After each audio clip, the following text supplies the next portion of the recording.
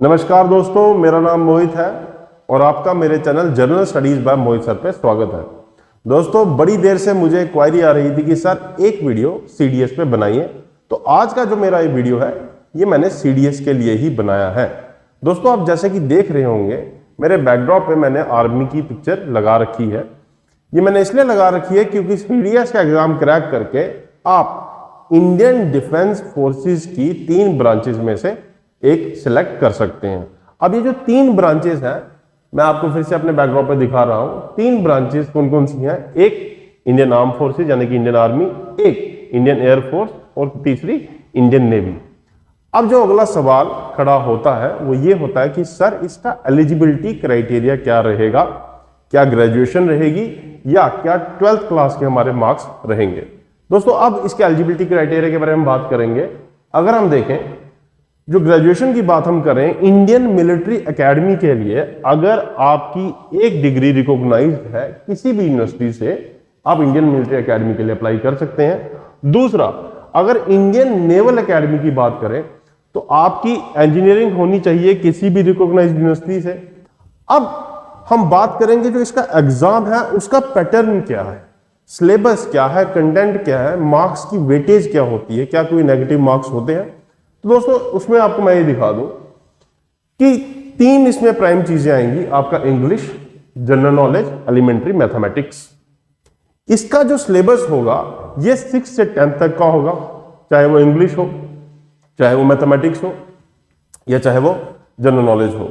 General knowledge में political science यानी कि Indian polity, economics, geography, history और आपको न्यूज़पेपर भी पढ़ना है। पर सब्जेक्ट यानी कि अगर हम एक सब्जेक्ट की बात करें तो जो इनके मार्क्स की वेटेज है वो है 100 मार्क्स की, जैसे कि यहां पे आपने देखा भी होगा। यानी कि 3 सब्जेक्ट के जो टोटल आपके मार्क्स बनेंगे वो बनेंगे 300।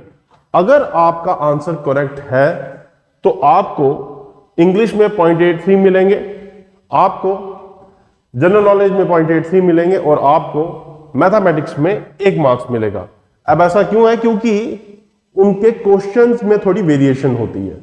अब नेगेटिव मार्क्स की अगर हम बात करें, अगर आपने जो इंग्लिश का अगर आपने गलत किया तो आपका नेगेटिव मार्क्स 0.27 होगा। अगर आपने जनरल नॉलेज का किया तो आपका 0.27 होगा और अगर आपने मैथमेटिक्स का किया तो आपका 0.33 कटेगा। तो ये तो बात आ गई एग्जाम के पैटर्न की। अब बात यह आ जाती है कि एज का क्राइटेरिया क्या रहेगा। जो इसमें एज का क्राइटेरिया रहेगा, इंडियन मिलिट्री एकेडमी में एज का criteria 19 to 24, Indian naval academy है 19 to 24, इंडियन एयरफोर्स एकेडमी में 20 to 24 और ओटीए में जिसमें लड़कियां भी अप्लाई कर सकती हैं वो है 19 to 25, यानी कि 1 साल ज्यादा सिर्फ इन तीनों से। दोस्तों, जो अगला सवाल आप पूछेंगे वो ये पूछेंगे कि सर ये एग्जाम जो है ये कौन सी ऑर्गेनाइजेशन कंडक्ट करवाती है।